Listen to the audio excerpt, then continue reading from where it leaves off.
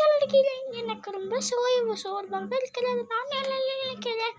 இப்பொழுது நான் மட்டும் உனக்கு ஒரு பாட்டு பாடுகிறேன். அது என்ன பாட்டு என்று உங்களுக்கு தெரியா? ரொம்ப ஆச்சரியமாக இருக்கிறதா? ஆமா, எனக்கு தெரியும். ரொம்ப ஆச்சரியமாக இருக்கிறது. பாடலாமா? பாடிவிடலாமே.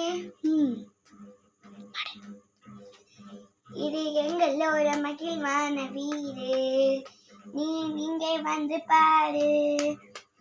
நாம விளையாடும் போது விழுந்ததுதான், நம்ம இந்த செடிகளுக்கு உதவி செய்யணும்.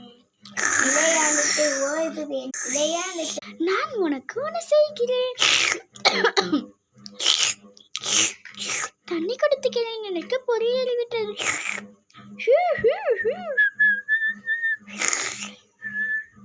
இப்படி நாமல் சந்தோஷமாக விளையாடலாம். யாராலையும் நம்மளால் கேட்க முடியாது. அதுதான் எங்கள் அழகான வீடு. அதுதான் எங்கள் அழகான வீடு. அதுதான் எங்களின் அழகான வீடு. அதுதான் எங்கள் அழகான வீடு. ஆண் மாடு மற்றும் பெண் கோழி, ஆண் கோழி, குதிரை, மான், நரி, புலி, பூனை, இது அனைத்தும் வைத்திருக்கும் எங்கள் அழகான வீடு.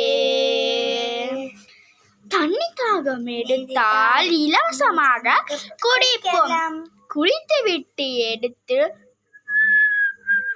என்று அடித்து விளையாடுவோம்.